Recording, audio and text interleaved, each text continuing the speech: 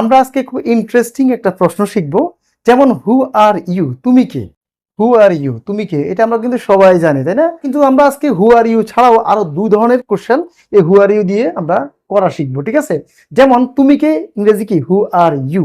এখন আমি যদি প্রশ্ন করি তুমি আমার কে, খুব ইন্টারেস্টিং, তাই না? সেক্ষেত্রে আমরা হু আর ইউ কে ব্যবহার করবো এবং এরপরে জাস্ট অতিরিক্ত আমরা টু মি এটুকু যোগ করে দিব। তাহলে কি হবে? হু আর ইউ, ঠিক আছে, হু আর ইউ যেভাবে আছে এভাবেই থাকবে। হু আর ইউ টু মি, তুমি আমার কে। খুব সহজ, তাই না? তাহলে কি হবে? হু আর ইউ টু মি, তুমি আমার কে। হু আর ইউ, তুমি কে, আর তুমি আমার কে, হু আর ইউ টু মি। অথবা তুমি আমার কি হও, হু আর ইউ টু মি। আশা করি আপনারা খুব ভালো করে বুঝতে পেরেছেন। তাহলে হু আর ইউ অর্থ কি? তুমি কে, আর তুমি আমার কে, হু আর ইউ টু মি। ওকে, এবার ধরুন আমি কাউকে প্রশ্ন করেছি যে তুমি কার সাথে আছো, সেক্ষেত্রে আমরা কিভাবে প্রশ্ন করব? সেক্ষেত্রে আমরা হু আর ইউ কে ঠিক রাখবো এবং শেষে শুধুমাত্র প্রিপোজিশন উইথ কে ব্যবহার করব, কারণ উইথ অর্থ সঙ্গে বা সাথে। একটু খেয়াল করুন, এখানে সব জায়গায় কিন্তু হু আর ইউ রয়েছে। Who are you, who are you, who are you, just আমরা একটু শেষে চেঞ্জ করে দিয়েছি, দেখছেন? এতে কিন্তু অর্থ চেঞ্জ হয়ে গেছে। খুব সহজ, তাই না? তো এখানে হু আর ইউ উইথ মানে তুমি কার সাথে রয়েছো, হু আর ইউ উইথ। এখানে আপনাদেরকে আমি আরেকটা বিষয় ক্লিয়ার করি।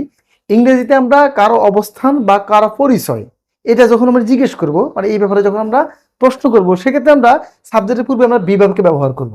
আর যেহেতু ইউ এর পূর্বে সবসময় প্রেজেন্ট টেন্সে আর ব্যবহৃত হয়, সেজন্য আর ইউ ব্যবহার হবে, আর ইউ এই ফরম্যাটটা ইউজ হবে।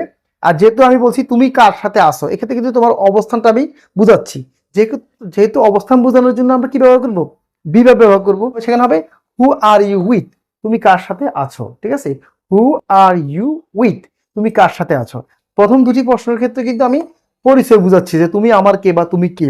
পরিচয় বোঝানোর জন্য অলওয়েজ সাবজেক্টের পূর্বে বি ভার্ব ব্যবহৃত হবে। যেহেতু ইউ এর ক্ষেত্রে প্রেজেন্ট টেন্সে সবসময় আর ব্যবহৃত হয়, সেজন্য আমরা আর কে সাবজেক্টের পূর্বে ব্যবহার করেছি। আর অবস্থান প্রকাশ করার জন্যও সবসময় সাবজেক্টের পূর্বে বি ভার্ব ব্যবহৃত হবে। যেহেতু ইউ আছে, ইউ এর পূর্বে অলওয়েজ আর ব্যবহৃত হবে, ঠিক আছে? সেজন্য আমরা আর ইউ কে ব্যবহার করেছি।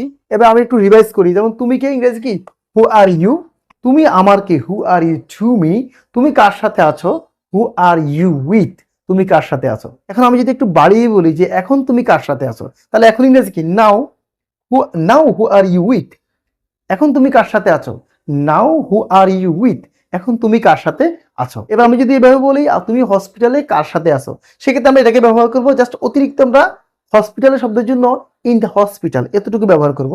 হু are you with in the hospital, তুমি হসপিটালে কার সাথে আছো। তুমি বাড়িতে কার সাথে আছো, who are you with at home, তুমি বাড়িতে কার সাথে আছো। খুব সহজ, তাই না?